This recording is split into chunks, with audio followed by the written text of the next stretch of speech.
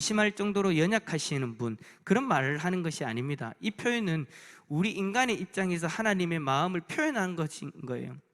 그래서 성경에 보면 그런 표현들이 참 많이 있거든요. 우리 쪽에서 하나님의 마음을 표현하는 것이 이런 거예요. 어쨌든 하나님의 마음은 편하진 않으셨다라는 거예요. 그렇게 기뻐하시면서 좋아하셨던, 보기 좋으셨던 그 만물을 다 엎어서 물로 심판해서 다시 시작해야 되니 하나님 마음은 편하지 않으셨다라는 거. 자, 지난주에 우리가 이 말씀들을 가지고 이제 우리가 간단하게 말씀을 살펴봤는데, 이제 오늘은 이제 그 말씀 이후로 오늘 말씀은 뭐가 나오겠어요? 방주가 나오겠죠. 누구의 방주요? 노아의 방주. 자, 오늘 이제 말씀 돋보기 총 5가지 문제입니다. 총 5가지 문제인데, 자, 첫 번째 문제부터 한번 봅시다. 한번 읽어볼까요? 시작. 아담의 10대 후손.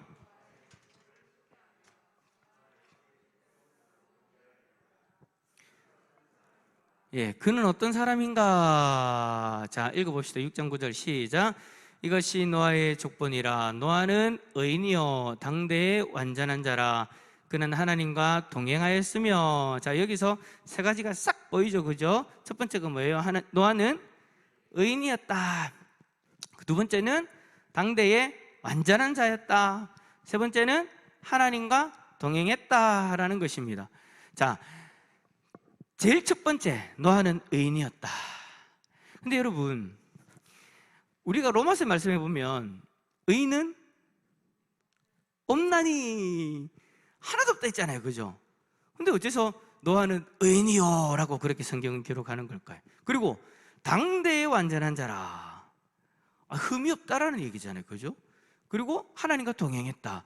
야, 어떻게 세상에 이런 사람이 존재할 수 있을까? 우리는 그런 의문점을 가져요. 그러면 로마서의 말씀에 있는 말씀은 예외가 있는 말씀인가?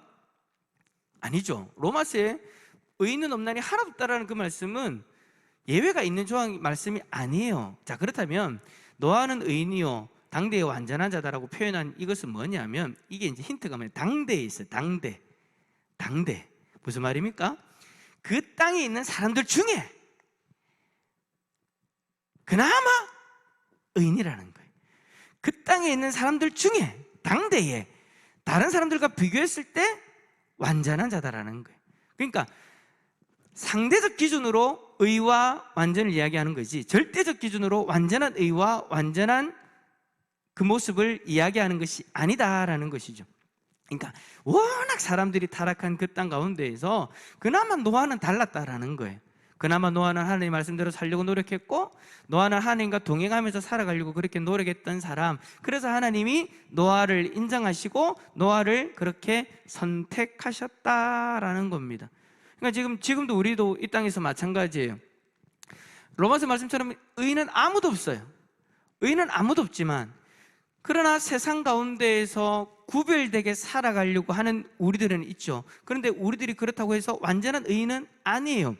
예수 그리스도의 의로 말미암아 의롭다 칭함을 받지만, 그러나 의롭다 칭함 받는다고 해서 만족하고 끝나는 것이 아니라 하나님 백성이 되었기 때문에 하나님 백성답게 살아가려고 노력하는데, 하나님 보시기에 그나마 예수님 믿지 않는 사람들과 달라야 된다라는 거예요. 당대에 의인이요 완전한 자라. 요즘 세상에 하나님이 우리를 바라보시면서 그렇게 인정해 주시면 얼마나 좋을까요?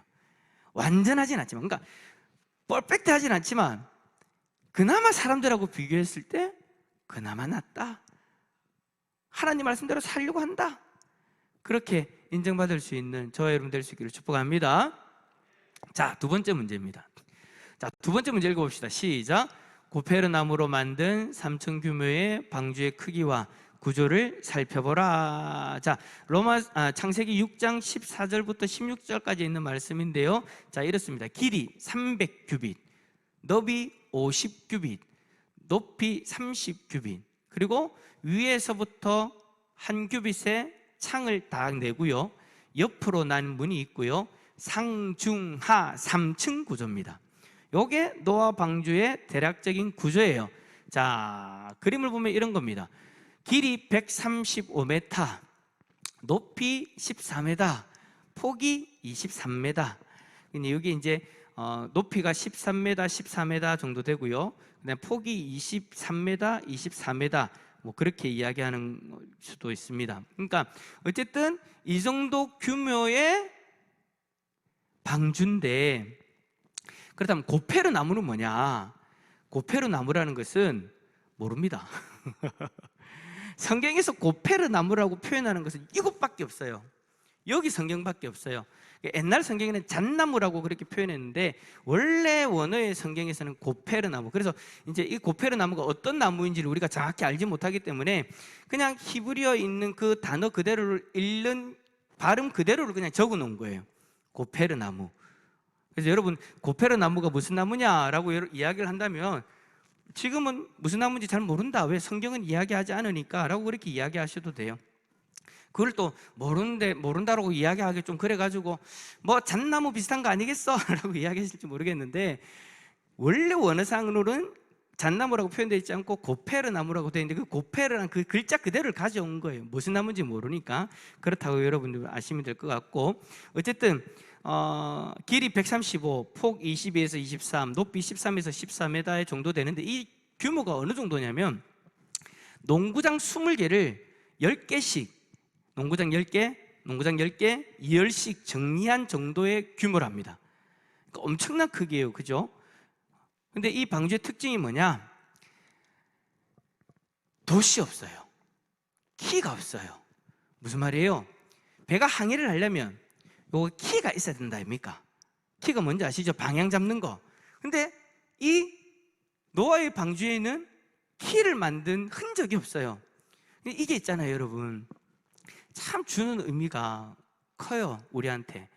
무슨 말이냐면 배를 만들었는데 하나님이 키를 만들지 않으라고 했다. 무슨 말이냐? 인간이 임의로 조정할 수 있는 배가 아니다라는 거예요. 그러면 누가 조정하시는 거예요? 누가 인도하시는 거예요? 하나님. 하나님이 원하시는 그때에 그곳에 도착하게 하시게끔 하나님이 노아의 방주를 그렇게 만드셨다. 사람이 임의로 조정하거나 임의로 방향을 틀어서 어디론가 갈 수 있는 그런 상태가 아닌 하나님만이 조정하시고 하나님만이 인도할 수 있는 배.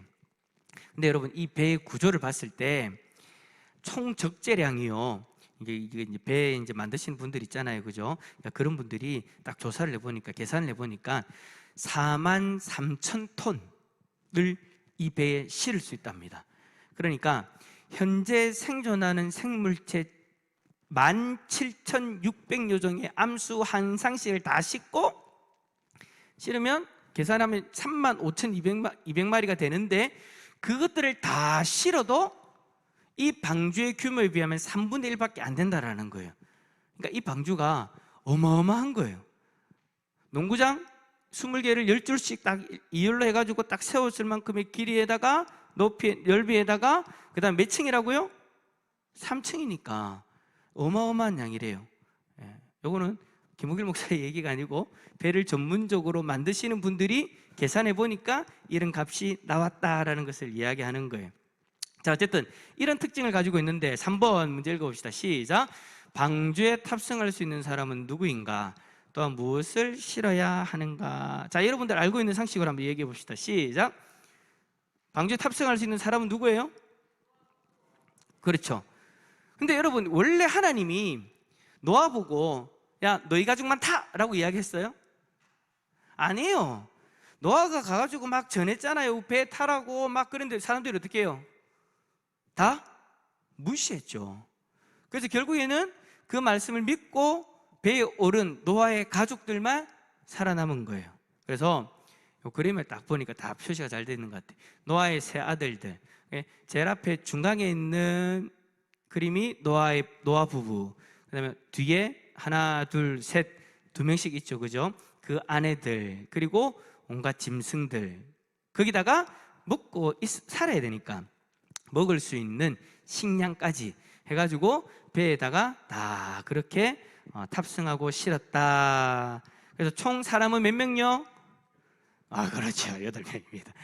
저는 이거 헷갈리실 줄 알았는데, 저는 항상 계산할 때마다 딱 한 번에 딱 안 나오고 하나, 둘, 셋, 넷 곱하기 2.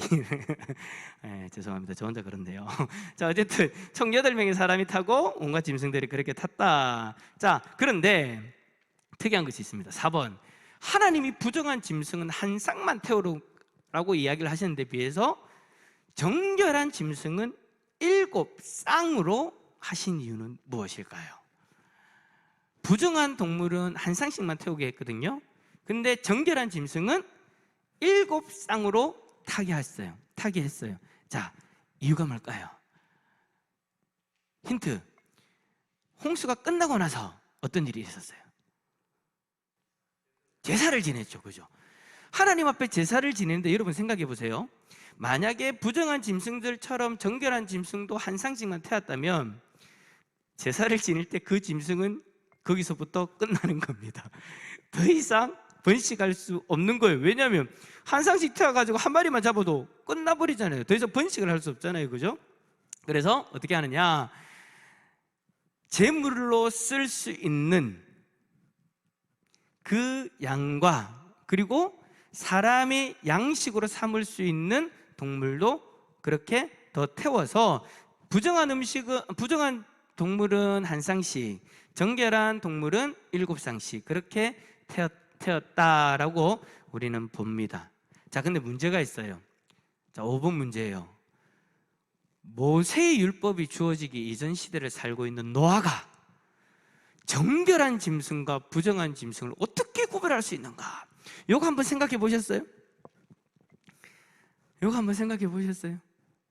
성경을 읽으시면서 부정한 짐승, 정결한 짐승, 노아 때 얘기하니까 아유 그래 뭐 그렇지, 하나님 부정한 짐승 싫어하시니까 정결한 짐승 있어야지 라고 그냥 생각하고 넘어가셨을 수도 있는데, 가만히 생각해 보면요 여러분, 이거를 문자화시켜서 율법으로 백성들에게 준 때는 그렇죠, 출애굽 이후에요. 광야에서 하나님이 주셨단 말이에요. 근데 이미 창세기 때 하나님이 지금 노아에게 정결한 짐승을 구분해가지고 부정한 짐승과 정결한 짐승을 구분해가지고 그렇게 태우라고 이야기하시니 이게 참 신기하다라는 거예요. 이게 왜 그럴까? 이겁니다. 창조주께서 보편적으로 모든 인류에게 주신 가치관을 통해서 사람들이 그것을 알고 있었다라고 보는 것이 일반적인 학자들의 견해입니다.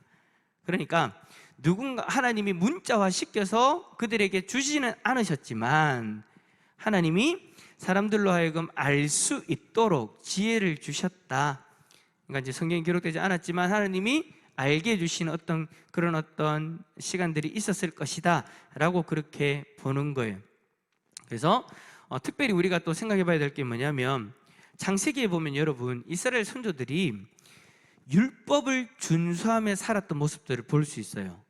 근데 율법은 아까 말씀하셨던 것처럼 출애굽 이후에 나오잖아요. 그죠? 특별히 창세기 26장 5절에 보면 아브라함이 내 말을 순종하고 내 명령과 내 계명과 내 율례와 내 법도를 지켰습니다 라고 그렇게 기록하고 있거든요. 그러니까 하나님이 출애굽 이후에 율법을 주셨는데 그 이전인 창세기 때 이미 하나님으로부터 받았던, 알고 있는 말씀들이 있었다라는 거예요. 그러니까 그런 것처럼 오늘 이 본문 말씀도 그렇게 해석할 수 있다라는 거죠.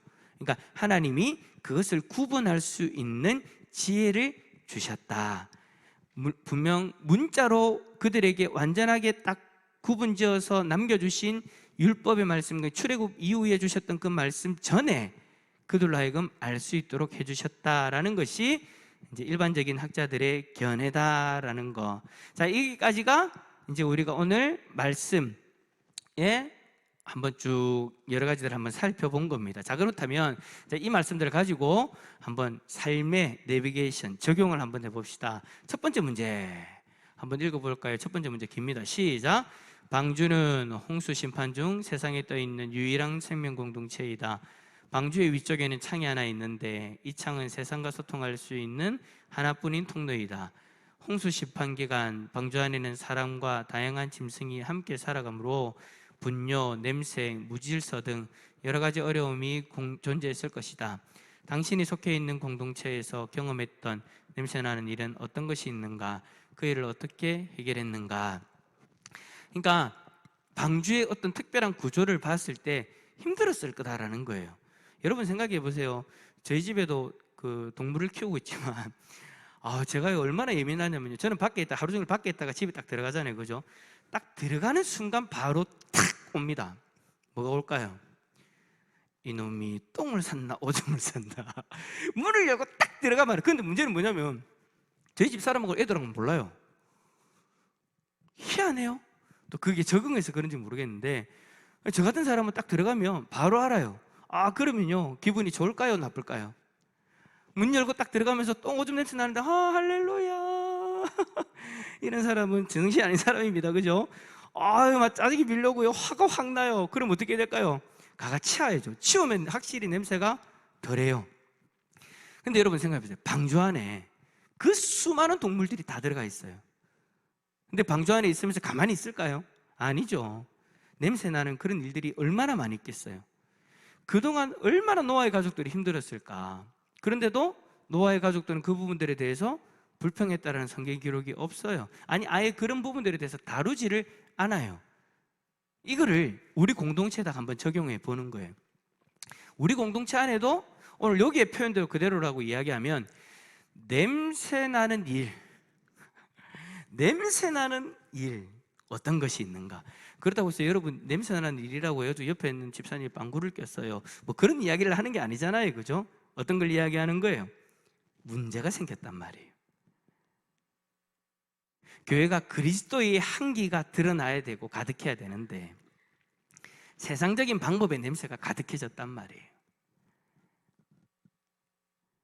하나님 말씀 기준으로 서로를 바라보면서 그리스도의 향기를 섬겨야 되는 공동체가 세상적인 기준으로 사람을 따지기 시작하고 정죄하기 시작하고 세상적인 방법으로 그렇게 가다 보면 그리스도의 향기가 아니라 세상의 향기만, 세상의 냄새만 가득하게 되어지잖아요.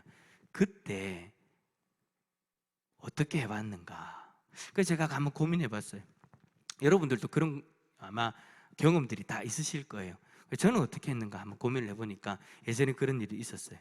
그런 일이 있어가지고 한번 그 얘기를 한번 했나 지금 기억이 안 나는데 제가 이제 앞에서 찬양 인도를 해야 돼요.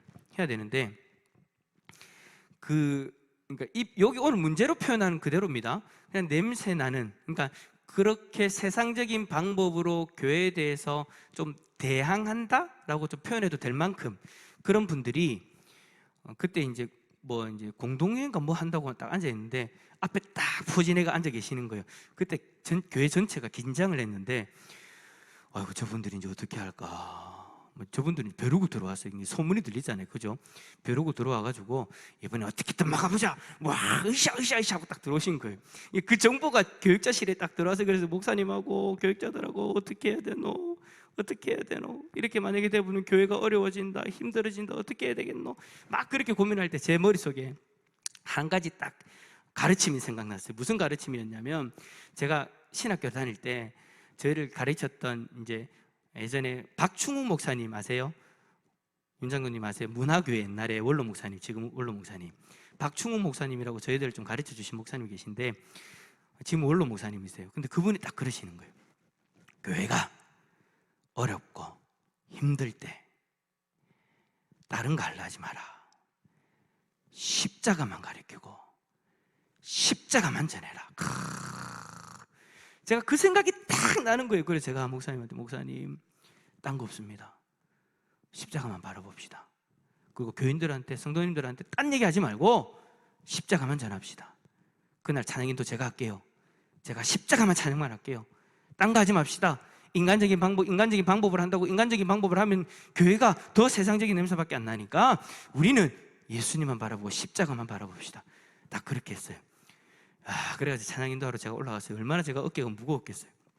찬양인도를 하는데 여러분 뭐 우리가 10명 앉아서도 저는 한 몇천 명 있는 것처럼 막 그렇게 찬양하는 게 제가 습관이 돼가지고 막 진짜 막 뜨겁게 열정적으로 막 찬양해가지고 했어요. 딴 찬양 안 하고 진짜 전부 다 십자가 찬양, 십자가로 시작해서 십자가로 끝나는 찬양. 그때 한 30분 정도 했나? 막 그렇게 해버렸어요. 그러고 나서 마칠 때쯤 제가 이제 눈 감고 기도하고 딱 눈을 뜨니까 이 앞에 앉아 계시던 몇 분이 일어나 가버리는 거예요. 그리고 회의가 진행하는데 더 이상 아무 일도 안 일어나는 거예요. 그때 제가 깨달았어요. 교회가 힘들 때는 이거 오늘 문제처럼 만약에 혹시나 냄새 나는 문제가 생긴 때는 세상의 냄새입니다. 그런 문제가 일어날 때는 다른 거 없구나. 십자가만 바라봐야 되는구나. 십자가만 전해야 되는구나. 그날 목사님이 설교를 하셨는데도 그때도 십자가만 전하셨어요. 아무 일도 일어나지 않고요, 은혜 가운데 공동회의가 끝났어요. 그분들도요, 더 이상 아무 말도 못 하시는 거예요. 십자가밖에 없는 줄 믿습니다. 십자가만 드러내고 십자가만 바라보면 그 교회는 온전히 세워지는 줄 믿습니다. 뭔가 문제가 생기잖아요. 나에게 그런 냄새가 나려고 할 수도 있고요, 어떤 부분들에 있어서 냄새가 나려고 할 때 내가 먼저 십자가 앞에 서면 되는 거예요. 내가 먼저 십자가 앞에 서고 십자가 이야기만 하고 십자가만 드러내면 돼요. 내 생각, 세상적인 어떤 기준, 그런 거 드러내지 않아도 돼요. 그런 거 그냥 다 내려놓고 오직 예수 그리스도 십자가만 드러내고 그 십자가 앞에서 나 자신을 돌아보고 그렇게 신앙을 우리가 점검하면서 나아가면 교회는 은혜 가운데 흘러가게 되는 줄 믿습니다. 결국에는 노아의 방주 안에서도 그런 어떤 어려움들을 잘 이겨내었듯이 우리 교회 공동체도 혹여나 앞으로 그런 일들이 다가온다면 십자가 앞에서 그런 일들을 잘 이겨낼 수 있기를 간절히 축복합니다. 자, 그 다음 두 번째 문제입니다. 한번 읽어봅시다. 시작. 하나님은 심판을 결정하시면서 정결한 짐승뿐 아니라 부정한 짐승도 생명 보존을 위해 방주 안으로 들이신다. 우리 공동체 안에도 저런 사람이 어떻게 우리 공동체의 일원이야 라고 생각되는 사람이 있을 수 있다. 그들을 향한 당신의 시각은 어떠한가? 어떤 변화가 필요한가? 참, 그렇죠, 그죠? 교회 안도 방주 안의 모습과 똑같은 거예요. 이런 사람, 저런 사람, 여러 종류의 사람, 생각도 다 다르고요, 삶의 어떤 모습들도 다 다르고요, 다 달라요. 가치관도 다르고 직장도 다르고 다 달라요. 다 다르는데 그 안에서 비슷한 사람끼리 팔을 나누어 가지고 서로를 위해서 공격하고 그들을 받아들이지 못한다면 그 공동체는 큰일 나버리는 거죠. 방주 안에서도 만약에 여러분 호랑이는 호랑이끼리 사자는 사자끼리 안에서 저희끼리 치고받고 싸웠다면 어떻게 됐을까요? 어떻게 됐을까요? 딱따구리가 화가 나가지고 막 배를 쪼아가지고 구멍을 내버렸으면 어떻게 돼버렸을까요? 난리가 나지 않았겠어요? 참 그 방주 안의 그 모습이 참 너무 아름답다라는 생각이 듭니다. 어떻게 그렇게 하나된 모습으로 어려움 없이 그렇게 잘 견뎠을까?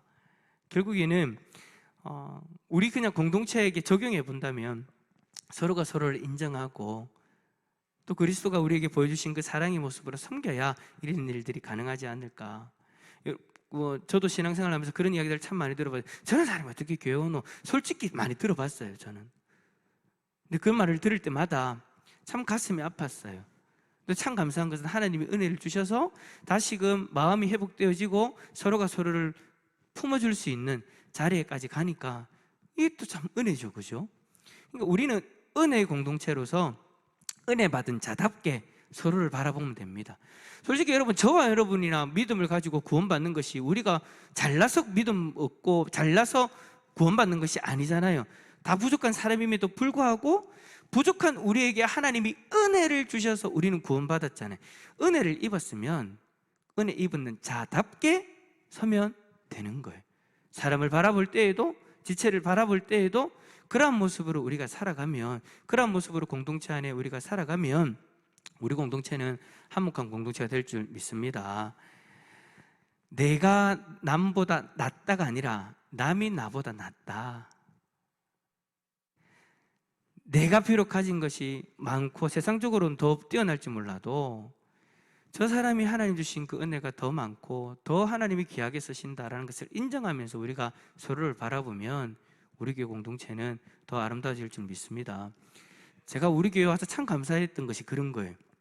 우리 교회는 그런 모습이 없는 것 같아요. 정말 여러분들 앞이라서 제가 이런 얘기 하는 것이 아니라, 만약에 여러분 제가 아닌데 여러분에게 말할 것 같으면 저는 아예 그냥 말을 안 할 거예요, 이런 얘기를. 근데 제가 우리 교회 와가지고 이제 3년 조금 지났잖아요, 그죠?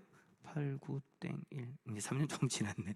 3년 조금 이제 지나가는데 있는 동안 제가 느낀 게 그거예요. 아, 이런 게 정말 없구나. 서로의 다름을 잘못으로 받아들여가지고 서로 싸우고 공격하고 그런 모습이 전혀 없는 거예요. 그게 너무너무 감사했어요. 제가 우리 장로님들하고 당회를 하잖아요. 그러면 이런 부분들이 전혀 없어요. 힘들고 어려운 지체들이 있으면 어떻게 해서 도와줄까? 좀 누군가가 세상적으로 봤을 때 좀 부족한 사람이 들어와도 교회는 그러면 안 됩니다라고 딱 먼저 우리 장로님들이 말씀하시는 거예요. 그 말이 무슨 말이에요? 우리 성도님들의 마음 가운데 그런 것들이 있다라는 거예요. 너무너무 감사하죠. 우리 교회는 그래서 아름다운 공동체로 귀하게 쓰임받을 줄 믿습니다. 다름을 잘못된 것으로 인정하는 그런 모습이 아니라 다름을 다름으로 인정하고 서로를 상대방이 나보다 낫다라고 여기고 그렇게 섬기면 방주하는 그런 모습들처럼 아름다워지는 거죠. 자, 마지막 3번입니다. 3번 한번 읽어봅시다. 시작. 노아가 살던 시대는 완벽한 부패로 말미암아 하나님의 심판을 받았다.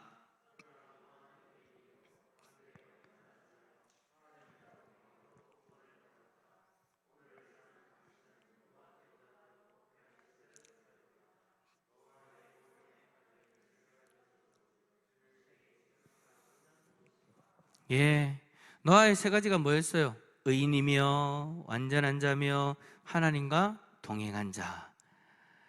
그 노아의 시대나 지금의 시대나 저는 그렇게 생각해요. 죄는 똑같아요. 그때도 독했고요, 지금도 독해요. 근데 이제 방법적인 면이 더 치밀해지고 더 많아졌다라는 것. 요즘 워낙 살아가는 세상의 어떤 삶의 방법들이 더 다양해졌으니까 더 다양하면서 그런 모습들이, 죄된 모습들이 더 드러나겠죠. 근데 그 속에서 정말 노아가 그렇게 인정받았던 것처럼 의인이라고 인정받고 또 완전한 자라고 인정받고 하나님과 동행할 수 있다. 자, 이건 정말 대단한 거예요. 그죠? 근데 솔직히 말씀을 드리면 우리 힘으로는 좀 부족해요. 맞죠? 그죠?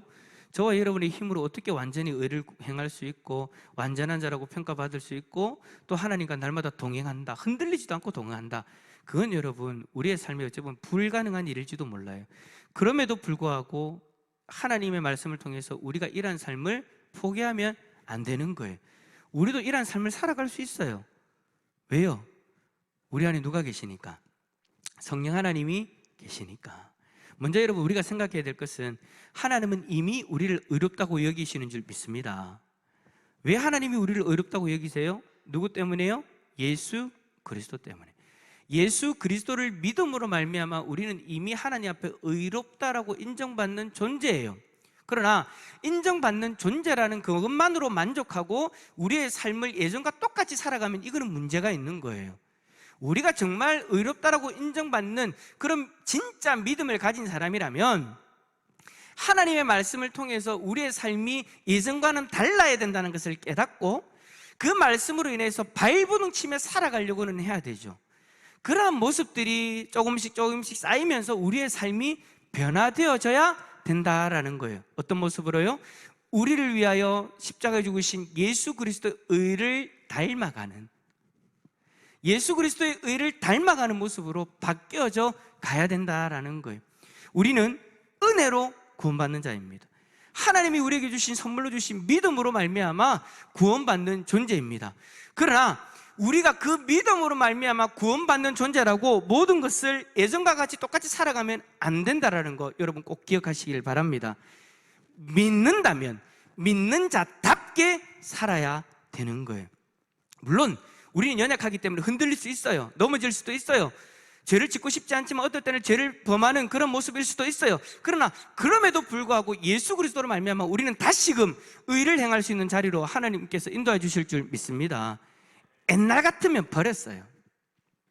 구약시대 같았으면 하나님 떠나고 하나님 앞에 범죄하고 우상하게 기웃거리고 그렇게 하면 하나님이 버렸어요. 옛날 같으면 그때는 우리의 그 모습만 보셨기 때문에. 그러나 지금은 예수 그리스도의 의를 보시고 우리를 의롭다 여기시기 때문에 우리가 좀 부족해도 하나님이 어떻게 하신다고요? 참으시는 거예요. 하나님이 우리를 붙들어 주신 거예요. 다시금 하나님 원하시는 자리로 우리를 인도해 주신다는 거 기억하고 우리가 날마다 의롭게 살기 위해서 노력했으면 좋겠습니다. 이 땅에서 완벽하지는 않을 거예요. 그러나 노력해야 된다고요. 어떤 분들은 그런 얘기하죠. 나는 나야. 원래 그랬어. 아니요, 여러분. 예수 믿으면 원래 그랬던 모습이 바뀌어야 되는 줄 믿습니다. 예수 믿으면 원래가 없어요. 예수 믿으면 원래는 없고 지금 내가 예수 믿는 사람이라는 것만 있는 거예요. 원래 내가 어쨌든 그거는요, 이제는 예수 그리스도 안에서 새롭게 변화되어져야 되는 모습이 되는 줄 믿습니다. 예수 그리스도로 말미암아 의롭다 인정받는 여러분, 노아처럼 의로운 삶을 살아갈 수 있기를 축복합니다. 그리고 당대의 완전한 자, 이 땅의 죄악과 비교했을 때 완전하다고 하나님께 인정받고 제일 마지막 얼마나 멋져, 하나님과 동행하는 사람. 여러분 한번 오늘 문제처럼 한번 스스로 한번 돌아봅시다. 의로움, 그리고 완전한 자, 그리고 하나님과 동행하는 자, 이 세 가지의 모습 중에 부족한 모습이 없는가? 내가 더 하나님 앞에 기도하며 발버둥 쳐야 되는 모습은 없는가? 한번 우리가 스스로를 돌아보면서 오늘 이 말씀을 통해서 부족한 모습들이 좀 더 나아지는 은혜가 있기를 예수 그리스도 이름으로 축원합니다.